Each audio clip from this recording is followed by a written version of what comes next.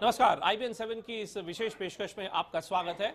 आज supreme court ने कोल आवंटन मामले में अपना फैसला सुनाया। सुप्रीम कोर्ट ने कहा कि 1993 से लेकर 2003 तक जितने भी कोल ब्लॉक आवंटित किए गए वो सब के सब निराधार हैं, गैरकानूनी है, ट्रांसपेरेंसी नहीं उसमें बरताई गई है। इस वक्त हमारे साथ पूर्व कोयला सचिव श्री PC परख हैं, जिनके खिलाफ भी एक CBI इंक्वायरी ऑर्डर कर दी गई थी, लेकिन बाद में CBI निदेशक ने माना कि परख साहब और जिस मामले में उनका नाम उछाला जा रहा था शायद वो मामला ऐसा नहीं था। परख साहब, आपका स्वागत है IBN 7 पर। सबसे पहले तो ये बताइए परख साहब कि जो सुप्रीम कोर्ट का फैसला आया है आज कि 1993 से लेकर 2003 तक के जितने भी कोल ब्लॉक आवंटित हुए थे वो सब के सब गैर कानूनी है और उनके आवंटन में ट्रांसपेरेंसी नहीं बरताई गई है। इसका क्या ये मतलब निकाला जाए कि 2003 के बाद जो प्रक्रिया थी वो सही थी, वो ठीक थी, लेकिन 2003 तक जो प्रक्रिया थी उसी को लेकर सिर्फ प्रश्न चिन्ह उठाए जा रहे हैं? ऐसा है कि 1993 के बाद से ऐसा कोई लीगल प्रोविजन नहीं था जिसके अंदर की सरकार को कोल ब्लॉक अलॉटमेंट करने की अथॉरिटी दी गई हो। तो 2003 से लेके 2004 तक वो प्रोसेस चालू रहा। 2004 में जब मैंने कोल मंत्रालय का भार संभाला तो मुझे ये लगा कि सरकार के पास कोई लीगल अथॉरिटी नहीं है कोल ब्लॉक अलॉट करने की। इसलिए मैंने ये सजेस्ट किया कि कोल माइन नेशनलाइजेशन एक्ट को अमेंड किया जाए और उसमें ऐसा प्रोविजन किया जाए कि सरकार को ओपन बिडिंग के सिस्टम से कोल ब्लॉक अलॉटमेंट करने का अथॉरिटी दिया जाए। जी। अब मैंने लॉ डिपार्टमेंट के कंसल्टेशन से एक अमेंडमेंट भी ड्राफ्ट करवाया था, लेकिन न तो वो अमेंडमेंट कैबिनेट से अप्रूव हुआ और न ही बिडिंग सिस्टम कैबिनेट से अप्रूव हुआ। और इसलिए सुप्रीम कोर्ट ने आज राइटली ये कहा है कि गवर्नमेंट के पास कोई अथॉरिटी थी ही नहीं कोल ब्लॉक अलॉटमेंट करने की और इसलिए ये सब अलॉटमेंट इलीगल है। लेकिन परख साहब जरा ये बताइए, परख साहब लेकिन जरा समझाइए हमें कि जो आपके खिलाफ जो केस था, मैं क्वालिफाई कर दे रहा हूं, बार बार इस बात को जोर दे रहा हूं कि CBI ने उस केस को जरूर खत्म कर दिया है कि आपके खिलाफ ये केस था कि तालाबीरा 2 जो कोल ब्लॉक था उस पे जो जिस कंपनी को आवंटित किया गया वो आपने पहले नेवेली लिग्नाइट कॉर्पोरेशन को दिया और फिर अब CBI के मुताबिक आप किसी दबाव के चलते आपने अपने ही फैसले को बदल दिया और फिर आपने उसको बिरला ग्रुप को दे दिया था। CBI ने अब ये मान लिया है कि उनके इन आरोपों में कोई सत्यता नहीं है, कोई आधार नहीं है।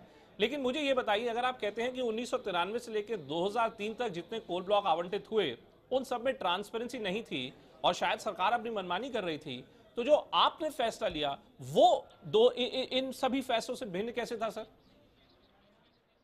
नहीं, मैंने ये नहीं कहा कि 1993 से 2000 तक जो भी कोल ब्लॉक अलॉटमेंट हुए उनमें ट्रांसपेरेंसी नहीं थी। तो कोर्ट ने कह दिया मैंने ये कहा है कि उनमें गवर्नमेंट को कोई लीगल अथॉरिटी नहीं थी, इसलिए वो इलीगली अलॉट हुए हैं। लेकिन मैंने ये नहीं कहा है कि वो ट्रांसपेरेंसी नहीं थी। कुछ केसेस में जो भी पॉलिसी उस समय की गवर्नमेंट ने डिसाइड की उस पॉलिसी के अंदर रह करके जो भी ट्रांसपेरेंसी की जा सकती थी मैंने उस हिसाब से ट्रांसपेरेंट अलॉटमेंट किए। लेकिन गवर्नमेंट को उस टाइम लीगल अथॉरिटी नहीं थी, वो सुप्रीम कोर्ट ने कहा है और मैं उससे एग्री करता हूं कि गवर्नमेंट के पास कोई लीगल अथॉरिटी नहीं थी। इसीलिए मैंने ये प्रपोजल दिया था कि कोल माइन नेशनलाइजेशन एक्ट को अमेंड करके गवर्नमेंट को अथॉरिटी दी जाए, लेकिन वो अमेंडमेंट अप्रूव नहीं हुआ। जहां तक तालाबीरा 2 का सवाल है, CBI का केस ये था कि स्क्रीनिंग कमेटी ने एक बार ये डिसाइड किया कि वो नेवेली लिग्नाइट कॉर्पोरेशन को मिलना चाहिए और उसके बाद में मैंने वो डिसीजन रिवर्स करके और हिंडाल्को को उसमें इंक्लूड कर दिया। इसमें CBI ने जो भी फैक्ट्स हैं उनको ठीक से समझे नहीं है। पहली बात तो ये है कि स्क्रीनिंग कमेटी को इस तरह की कोई अथॉरिटी नहीं थी कि वो डिसाइड करे कि किसको कोल ब्लॉक दिया जाए। स्क्रीनिंग कमेटी का काम ये था कि जो भी उनके सामने एप्लीकेंट्स हैं वो स्क्रीनिंग कमेटी के जो अलॉटमेंट के क्राइटेरिया हैं उसको फॉलो करते हैं या नहीं करते हैं और उसके बाद ये डिसीजन दे कि कौन कौन सी कंपनी एलिजिबल है। तो उस स्क्रीनिंग कमेटी का जिसका जिक्र CBI ने किया है, उस स्क्रीनिंग कमेटी ने ये डिसाइड किया कि हिंडाल्को और नेवेली लिग्नाइट कॉर्पोरेशन दोनों भी उस ब्लॉक के लिए एलिजिबल थे। लेकिन मैंने जब वो प्रपोजल प्राइम मिनिस्टर को भेजा अप्रूव करने के लिए तो मैंने नेवेली लिग्नाइट कॉर्पोरेशन को प्रेफरेंस दिया क्योंकि वो हमारी मिनिस्ट्री की अपनी कंपनी थी। मुझे ये बताइए परख साहब कि ये जो सुप्रीम कोर्ट का फैसला आया, इसका क्या अर्थ निकाला जाए? हाँ। क्या इसका ये अर्थ निकाला जाए कि 2004 के बाद जितने फैसले थे, जितने कोल ब्लॉक आवंटन को लेकर जितने फैसले थे, वो सब सही थे? यानी कि जो आरोप लगाए जा रहे थे विभिन्न कोयला मंत्रियों के खिलाफ, जैसे संतोष बगरोडिया हो या शिबू सोरेन हो या अलग जो मंत्री हो, वो सब लोग ठीक हैं?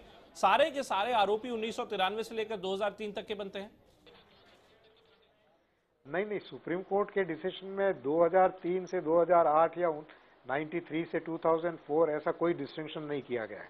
सुप्रीम कोर्ट ने ये कहा है कि 1993 से लेके जो भी अलॉटमेंट हुए हैं बिना ऑक्शनिंग के सिस्टम के, वो सब आर्बिट्रेरी हैं और वो सब इलीगल हैं।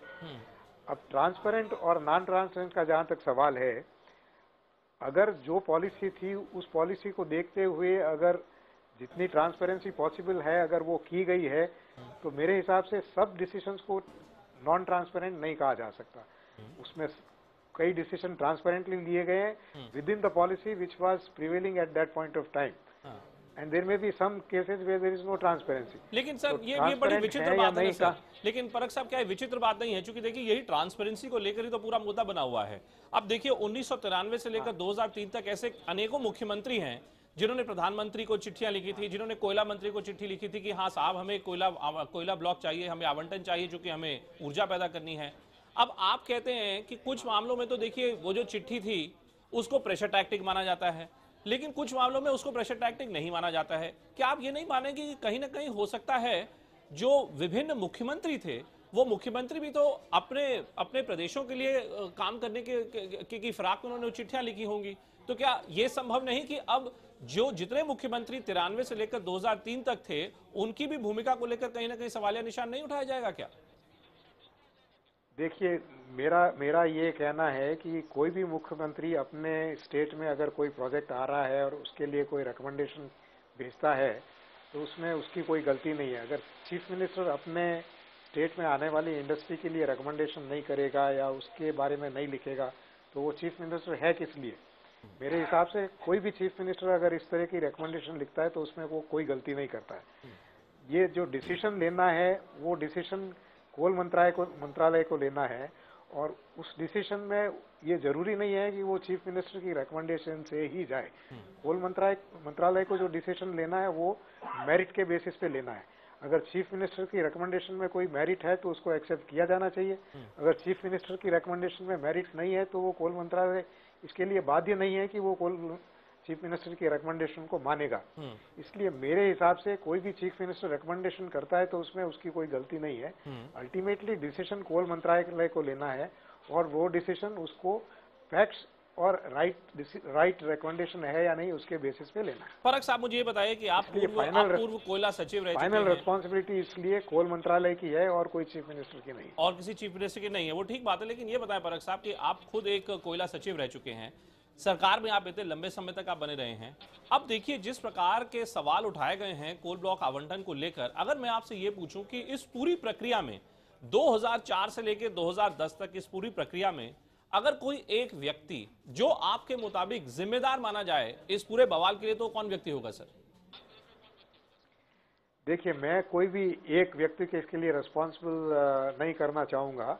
मैंने 2004 में ये प्रपोजल रखा कि coal mine nationalisation act amend किया जाए और ओपन बिडिंग सिस्टम शुरू किया जाए।